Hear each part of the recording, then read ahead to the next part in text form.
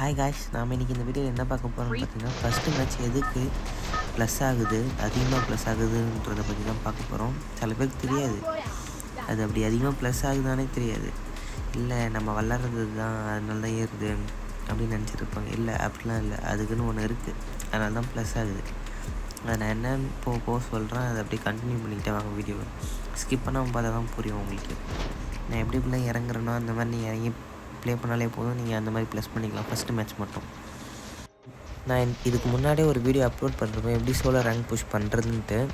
பரவாயில்ல, நான் இந்த வீடியோலையும் சொல்கிறேன். ஃபஸ்ட்டு எப்பயுமே எனிமி இருக்க இடத்துல இறங்கிக்கோங்க. அந்த நம்ம இறங்குனதுலேருந்து அந்த 1 நிமிஷம் கணக்கு, அதுலேருந்து ஒரு டைம் ஒரு மேலே எங்களுக்கு காயின் பிடிப்போம்ல, எஃப்எஃப் டோக்கன், அதுக்கு பக்கத்தில் லெஃப்ட்டில் ஒரு ஹார்ட் வெள்ளை கலரில் இருக்குல்ல, அதுதான் அந்த டைம். அது முடியறதுக்குள்ளே நீங்கள் எத்தனை கிலோ அடிக்க முடியுமோ அடிச்சிடலாம், இல்லை எனிமிக்கிட்ட போய் எலிமினேட் ஆகிடலாம், இல்லை டெத் ஆகிடலாம். அப்புறம் இறங்க போகும்போது தான் நீங்கள் பார்த்து இறங்கணும். யாராவது சோலோ ரேங்க் புஷ் பண்ணுறதுக்கு ஃபுல் டீட்டெயிலோடு பார்க்கணும்னு நினச்சின்னா நம்ம சேனலை கிளிக் பண்ணிப்பாங்க. அதில் ஃபுல் டீட்டெயிலோடு சொல்லிருக்கோம், எப்படி பண்ணணும், எங்கே இறங்கி இது பண்ணலாம் அப்படின்றது எல்லாமே. ஏன்னா அதில் தான் சொல்லிருப்போம். ஃபஸ்ட் மேட்ச் நம்மளுக்கு அதில் கம்மியாக தான் மைனஸ் ஆகிருக்கும். அது ஏன்னு சொல்கிறேன்னு சொல்லியிருப்பேன். இல்லை வீடியோ லாங்காக போகுதுன்றதுனால அடுத்த வீடியோவில் சொல்கிறேன் அப்படின்னு சொல்லிட்டு நான் ஸ்டாப் பண்ணிருப்பேன். அதனால தான் அதை பார்த்துட்டு இதை பார்த்தீங்கன்னா கொஞ்சம் நல்லா புரியும் நான் என்ன சொல்கிறேன்றது. ஒன்றும் பிரச்சனை இல்லை, இதுலேயே நான் புரிகிற மாதிரி தான் சொல்கிறேன். இருந்தாலும் அதை பார்த்துட்டு இதை பார்த்தீங்கன்னா நல்லாவே புரியும் உங்களுக்கு. நான் இந்த இடத்துல கார் எடுத்து ஓட்டும் போது தப்பு பண்ணிருப்பேன். கேரக்டர்ஸ்குள்ளே தான் தப்பு பண்ணிருப்பேன். மிஷா கேரக்டர் வைக்காமல் வந்துடுவேன். அந்த மாதிரி நீங்களும் யாரும் போயிடாதீங்க. நான் சிஎஸ் விளாண்டதுனால அதை அப்படியே வச்சுட்டு வந்திருப்பேன். அதனால் மிஷா கேரக்டர் முக்கியமாக வச்சுட்டு போங்க, சர்வே பண்ணுறதா இருந்தால். அது இருந்தால் தான், இல்லைனா நம்மளை ஈஸியாக அடிச்சிடணும். மிஷா கேரக்டர் வச்சாலே மேலே இப்போலாம் அடி விழுது. நீங்கள் அது வச்சுட்டு போனீங்கன்னா உங்களுக்கு நல்லது. ரேங்க் புஷ் ஈஸியாக பண்ணுறதுக்கு அது ஒரு முக்கியமான ஒன்றுனா மிஷா கேரக்டர் சர்வே பண்ணி பண்ணணும்னா. அட்டாக் ஆனோன்னா ஒன்றும் பிரச்சனை இல்லை, சர்வே பண்ணி பண்ணணும். இப்போ இல்லை ஸ்குவாடு கூட போகிறீங்கன்னா சோல்டர் பண்ணணும், அந்த மாதிரிலாம் மிஷா கேரக்டர் இருந்தால் தான் பெஸ்ட்டு பண்ணலாம். இந்த வீடியோவும் நான் கட் பண்ணி தான் போட்டிருப்பேன். ஏன்னா இதுக்கு பின்னாடி ஒரு 2 வீடியோ ஆட் பண்ணிருக்கேன். அதுலேயும் நான் பூயை அடித்ததுனால எவ்வளோ ப்ளஸ் ஆகிருக்கு அதெல்லாம் காட்டியிருப்பேன். அதனால் கட் பண்ணி முக்கியமான இடத்த தான் போட்டிருப்பேன். மீதி எல்லாமே சர்வே பண்ணிட்டு தான் இருப்பேன். எங்கேயுமே எனிமிக்கிட்டையும் போக மாட்டேன், எங்கேயுமே இறங்கவே மாட்டேன். கார் விட்டு இந்த மாதிரி லூட் அடிச்சுட்டு காயின் அடித்து லூட் அடிச்சுட்டு இந்த மாதிரி சுற்றிட்டு இருப்பேன். அதனால் கட் பண்ணி தான் போட்டிருப்பேன். அதனால் ஒரு பிரச்சனை இல்லை. முக்கியமான இடத்த எல்லா இடத்துலையும் கவர் பண்ணி வச்சுருப்பேன். அதனால் நீங்கள் அதை பார்த்தாலே போதும். இப்போ எனிமி வந்துடுவானா அவனுக்கு பயந்துட்டு மிஷா கேரக்டர் வரல இல்லைன்ட்டு இங்கேயும் வலிச்சு ஓட்டிட்டு இங்கேருந்து தப்பிச்சு போயிடுவான். இப்போ சில பேருக்குலாம் கருப்பாக இருக்கும் கார் ஓட்டிகிட்டு எவ்வளோ நேரம் தான் சர்வே பண்ணுறது அப்படின்ட்டு. அவங்களாம் என்ன பண்ணுறீங்கன்னா, நானும் அப்படி தான் கடுப்பாக தான் இருப்பேன் எனக்கும். அவங்க என்ன பண்ணுறீங்கன்னா, இந்த மேப்பில் எவ்வளோ டோக்கன் இருக்குது அப்படின்றத கலெக்ட் பண்ண பாருங்கள். அதனால் உங்களுக்கு ஒன்றும் கடுப்படிக்காது. இன்னும் ஒரு தாட்டி விட்டுட்டாலும் அடுத்த தாட்டி அதே பண்ணணும்னு தோணும் உங்களுக்கு. நீங்கள் பண்ணி முடிக்கிற வரைக்கும் உங்களுக்கு அதே பண்ணணும்னு தோணும். அதனால் ஒன்றும் பிரச்சனை இல்லை. உங்களுக்கும் கொஞ்சம் இன்ட்ரெஸ்ட்டாக இருக்கும், மேட்ச் இன்ட்ரெஸ்ட்டாக போகும். உங்களுக்கு போர் அடிக்காமல் கொஞ்சம் இன்ட்ரெஸ்ட்டாக கொண்டு போகும் அந்த இது நான் சொல்கிற ஐடியா. லாஸ்ட் ஜோனில் மான்ஸ்டர் இருக்குது, இதெல்லாம் கிடச்சதுன்னா கன்ஃபார்மாக எடுத்து வச்சுக்கோங்க. அந்த மான்ஸ்டருக்கு வச்சுருந்தாலே இப்போதும் நீங்கள் ஈஸியாக போய் அடிக்கலாம். 4வது வச்சு 8வது அடி போய் அடிச்சிருக்கேன். அதனால் மான்ஸ்டருக்குலாம் கிடச்சா விட்டுறாதீங்க. இல்லை நம்மகிட்ட கார் ஸ்கின் இருக்குது, ஜீப்புக்கு அப்படி இப்படின்ட்டு. மான்ஸ்டருக்கு தான் நீங்கள் எஸ்பிடியால் ஒரு அடி அடித்து கொளுத்த வேண்டிய காரை 4 அடி அடித்தாங்க மான்ஸ்டருக்கு. இதெல்லாம் நாங்கள் ட்ரை பண்ணி பார்த்துட்டு தான் சொல்கிறேன். அதனால் நீங்கள் யூஸ் பண்ணிங்கன்னா உங்களுக்கு கொஞ்சம் பெஸ்ட்டு, நல்லது. ரேங்க் புஷ் பண்ணுறதுக்கு கொஞ்சம் ஹெல்ப்ஃபுல்லாக இருக்கும். அதனால் மான்ஸ்டருக்கு மட்டும் விட்டுறாதீங்க. இங்கே கிடச்சிதுண்ணா இனிமேல் தான் நீங்கள் பார்த்து விளாட்ணும். எனிமிக்கிட்டே போகாமல், எனிமிக்கிட்ட நீங்கள் போகலாம். நான் மிஷா கேரக்டர் வச்சில்லன்ட்டு எனிமி பக்கமே போகாமல் இருப்பேன். அப்படி மிஷா கேரக்டர்லாம் நீங்கள் வச்சுருந்தீங்கன்னா தைரியமாக போய் எனிமே ஏற்றலாம் நீங்கள் மட்டுட்டு.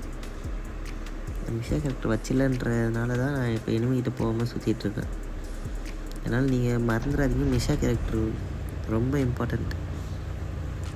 இப்போ நான் இப்போ எப்படி ஜோனுக்குள்ளே வராமல் எப்படி டாப் 10 பிடிக்கிறது அப்படின்ற ஒரு வீடியோ தனியாக போடுறேன். ஜோன் சர்வே கேரக்டர் வச்சு பண்ணி போடுறேன்.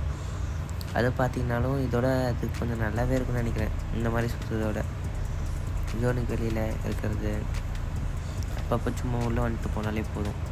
நம்ம ஜோனுக்கு வெளில சுற்றிட்டு இருக்கோம். யாருமே அவ்வளோ ஜோனுக்கு வெளில சண்டை போட்டுப்பானோ அவ்வளோ இருக்காது, ஒரு தொல்லையும் இருக்காது நமக்கு ஜோனுக்கு வெளில சுற்றிட்டு இருந்தால்.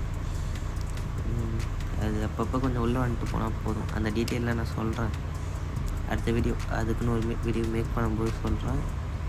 அப்போ அதை பார்த்துக்கலாம்.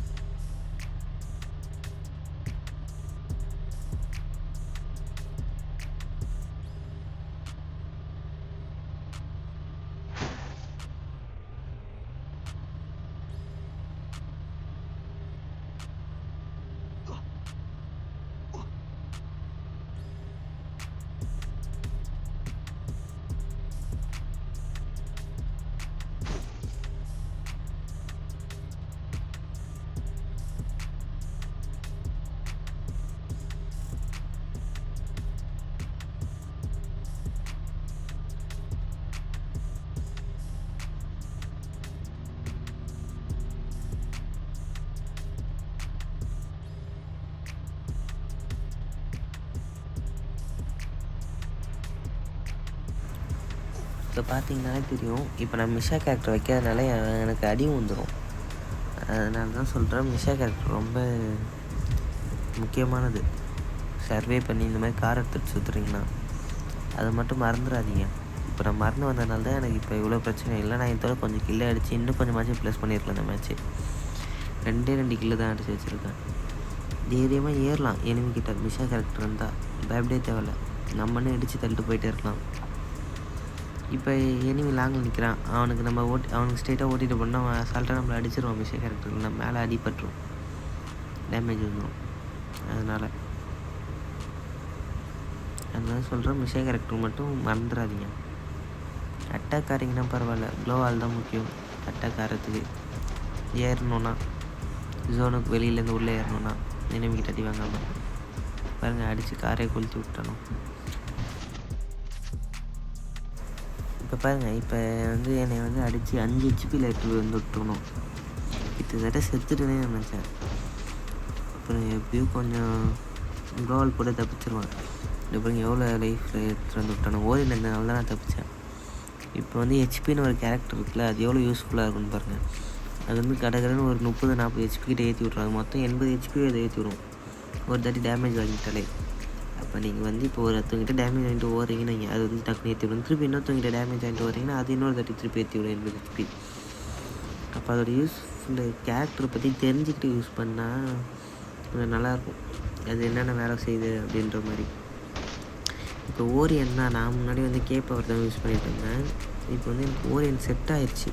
அதை எப்படி வச்சுட்டு விளாட்ணுன்னு எனக்கு தெரிஞ்சிச்சு ஓரியன். அதனால இப்போ நான் ஓரியன் வச்சு விளாண்டுருக்கேன். அதனால தான் நான் ஏஸ் அடிக்கிறதும் இருந்தாலும் சரி ஓரியனால தான். இதுக்கு முன்னாடி அவ்வளோவாலாம் ஏஸ்லாம் அடிச்சது ஓரியன் கேரக்டர் வச்சு தான். இதுக்கு நான் தனியாக ஒரு வீடியோ வேணுன்னா சொல்லுங்கள், போடுறேன், கமெண்டில் போட்டு விடுங்க. ஓரியன் எப்படி ப்ராப்பராக யூஸ் பண்ணுறது, அதோட ப்ராப்பரான கேரக்டர்ஸ் என்னென்ன வைக்கிறது அப்படின்ட்டு நான் யூஸ் பண்ணி காட்டுறேன். உங்களுக்கு செட் ஆனால் பாருங்கள். இந்த இடத்துல என்னோட இப்போ தான் நம்ம அந்த வீடியோவோட கான்செப்ட்குள்ளே வந்திருக்கோம். இங்கே டெய்லி மிஷின் ஸ்கோருன்னு ஒன்று இருக்குல்ல, அதுதான் நமக்கு ஃபஸ்ட்டு டே கிளைம் ஆகாது. டெய்லி மிஷின் ஸ்கோருன்ட்டு ஃபஸ்ட் டே மட்டும் ஃபஸ்ட்டு டேயில் ஃபஸ்ட்டு மேட்ச் கிளைம் ஆகாது. அந்த மேட்ச் மட்டும் நீங்கள் நல்லா பர்ஃபார்ம் பண்ணி ஒரு 10 கிலோ 5 கிலோக்கு மேலே அடித்தாலே போதும், ஒரு 40 அப்படி ப்ளஸ் ஆகும். அதுக்கு தான் சொல்கிறோம், ஃபஸ்ட்டு மேட்ச் மட்டும் கொஞ்சம் நல்லா பார்த்து விளாண்டிங்கனாலே போதும். நீங்கள் இப்போ 2 மேட்ச் ப்ளஸ் பண்ணுறது அதில் ஒரே மேட்சாக ப்ளஸ் பண்ணிக்கலாம். ஃபஸ்ட்டு மேட்ச் மட்டும் கொஞ்சம் கரெக்டாக விளாண்டிங்கன்னா நீங்கள் வெயிட் பண்ணி ஆடி லாஸ்ட் ஜோனில் கூட கில் அடிச்சிக்கலாம். அதனால் ஒரு பிரச்சனை இல்லை.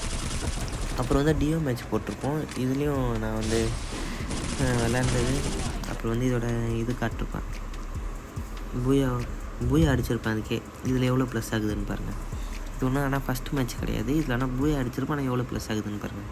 அதுக்கே 1-2 கிலோ அடிச்சிருக்க மாட்டேன், 9 கிலோ கிட்ட அடிச்சிருப்பேன் மொத்தம்.